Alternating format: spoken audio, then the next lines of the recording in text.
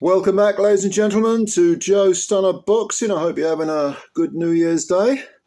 On this channel, I very often will talk about my sort of contempt for, this supposed importance that being undefeated has. And I'll talk about how, defeats need only matter if you don't learn from them or if you allow them to matter. And people say, what are you talking about? Being undefeated is an achievement, which of course it is.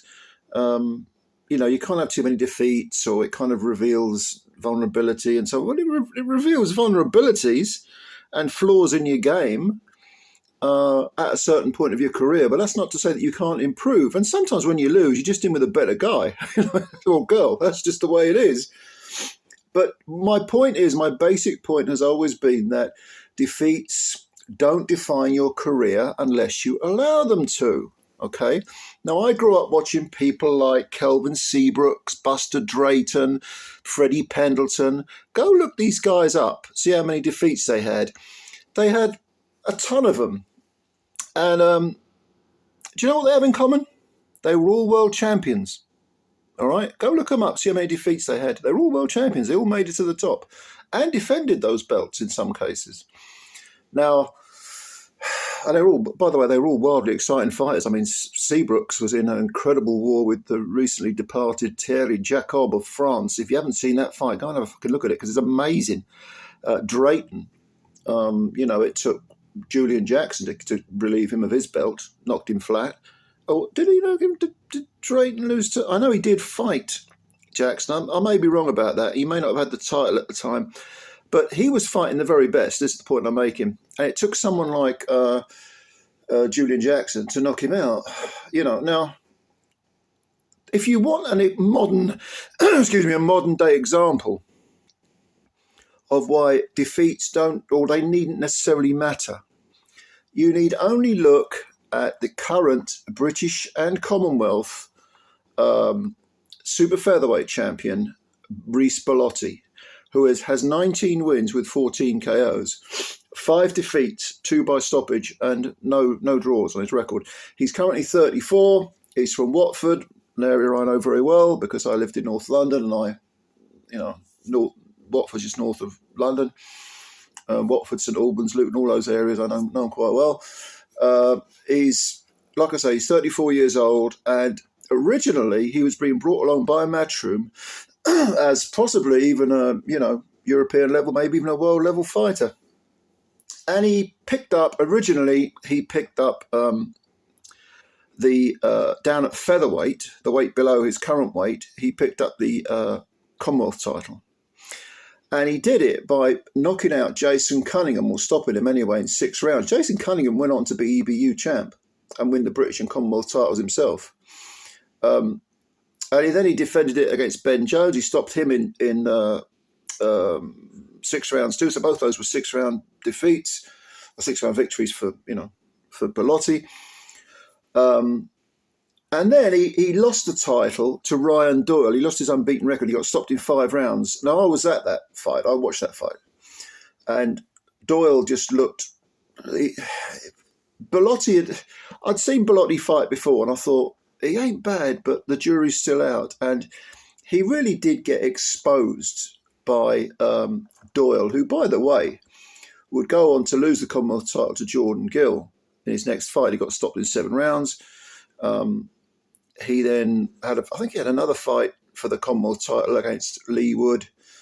And I think after beating Bellotti, he only had 1 victory. I don't know whether he's retired now. I think he has. Ryan Doyle, this is.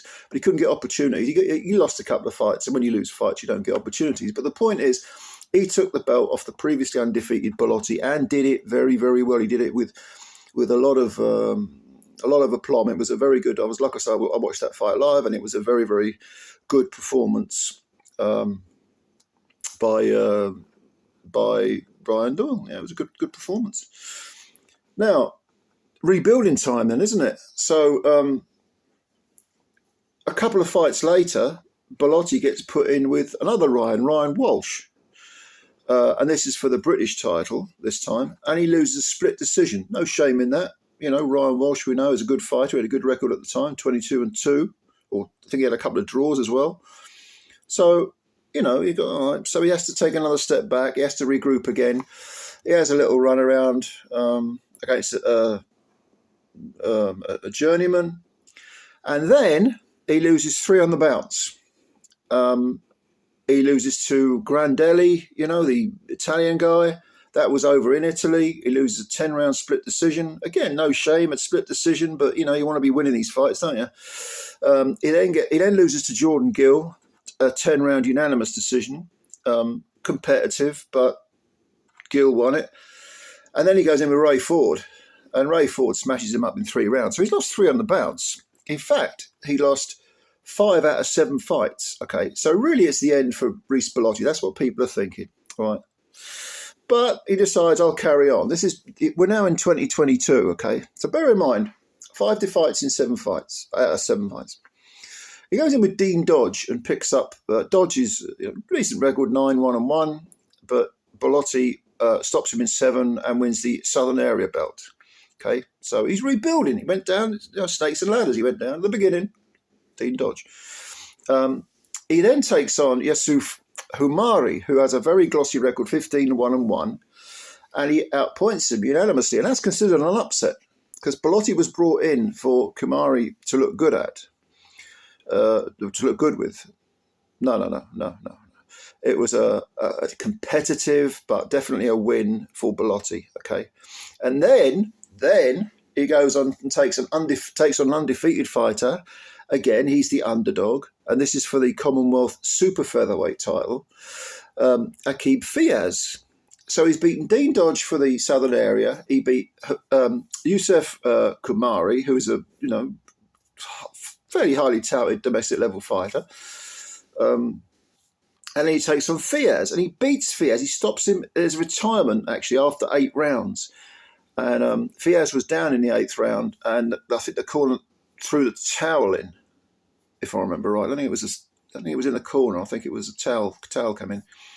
So suddenly he's a 2-weight Commonwealth champ. That's not a bad little career he's having, especially as this is an Indian summer.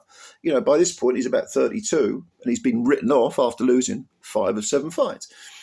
So I think, okay, not bad. He then takes on the previously undefeated Liam Dillon, another undefeated fighter, 13-0-1. This is for the British title. He's got the Commonwealth title, Bellotti has. And he beats him. He beats Dillon over 12 rounds, and he deserves to win it. Again, Dillon won a few rounds, but definitely a win for Bellotti. There was nothing controversial about the decision. So suddenly he's a British champion as well.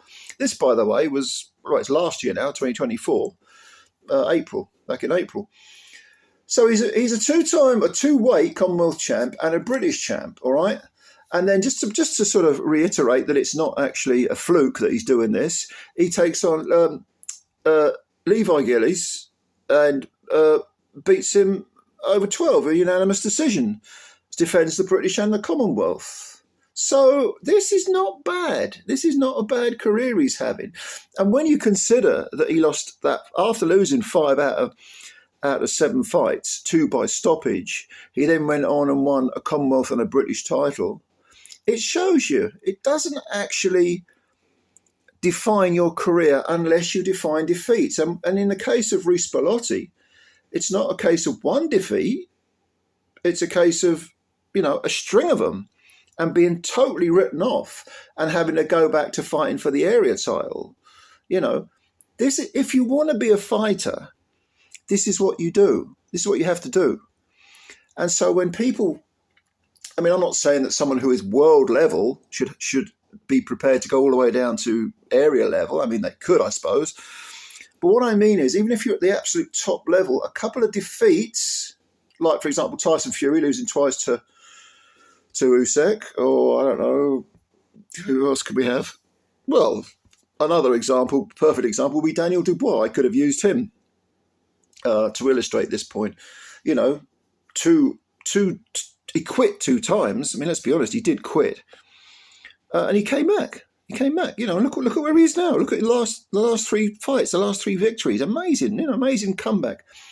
So it's all about mental strength. It's all about controlling your emotions, psychologically looking after yourself, learning, being humble because your ego is dented.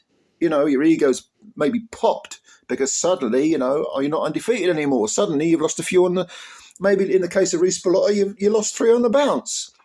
So what do? You go back, you work hard, you learn, and then you rebuild. And I think that's an important point for any young boxer to know, for anyone who wants to box, male or female. Don't let those defeats define you. It can be demoralizing, it can be painful, but carry on. If you want to carry on. If not, quit. But don't quit and then moan about it. Don't think what might have been. Maximize your potential with hard work, with concentration, with learning, with not allowing your ego to get in the way. Park your ego at the door, and you can rebuild.